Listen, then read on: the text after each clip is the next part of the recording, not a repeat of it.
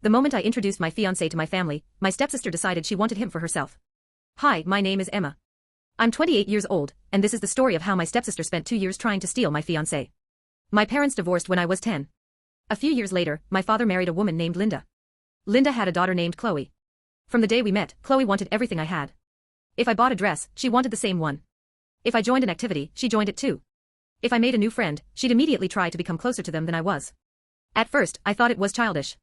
But as we got older, it became obvious. She didn't just want similar things. She wanted my things. My father constantly excused her behavior. She's insecure. She's just trying to fit in. Be the bigger person. I heard those words for years. Then I met Ethan. Ethan was kind, hardworking, and incredibly supportive. After 3 years together, he proposed. I couldn't wait to introduce him to the entire family. That turned out to be a huge mistake. The very first night Ethan met everyone, Chloe barely spoke to me. Instead, she spent the entire evening talking to him. Laughing at everything he said. Following him around the house. Asking personal questions. Even Ethan noticed it. On the drive home, he asked, "Does your stepsister always act like that?" I remember laughing and saying yes. I wish I had taken it more seriously.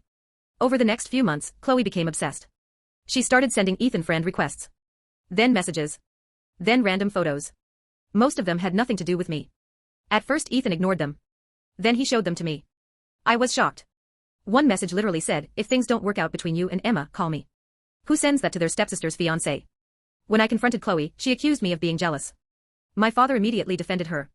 He claimed she was only joking. Even though everyone knew she wasn't. Things got worse after we announced our wedding date. Suddenly Chloe started showing up everywhere. Restaurants. Family gatherings. Even places she wasn't invited. Then came the lie. One evening my father called me. He sounded angry. According to Chloe, Ethan had secretly asked her out. She claimed he regretted proposing to me. She claimed he wanted her instead. For a moment I felt sick. Then Ethan showed me his phone. Every message. Every conversation. Every screenshot.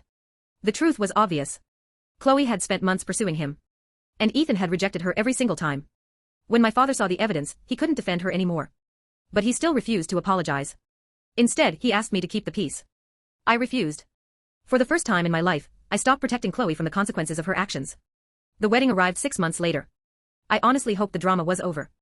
I was wrong. During the reception, Chloe stood up with a glass of champagne.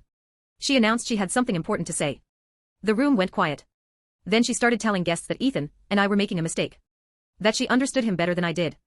That they had a special connection. People looked horrified. Before I could respond, Ethan stood up. He took the microphone from her hand. Then he looked directly at the crowd. And said, "For 2 years, Chloe has tried to convince herself that I wanted her. I never did." The room became completely silent. Then he added, "I didn't fall in love with Chloe. I fell in love with Emma. That's why I'm marrying her." I could practically hear Chloe's ego shatter. Several relatives walked away from her table. Others openly criticized her behavior.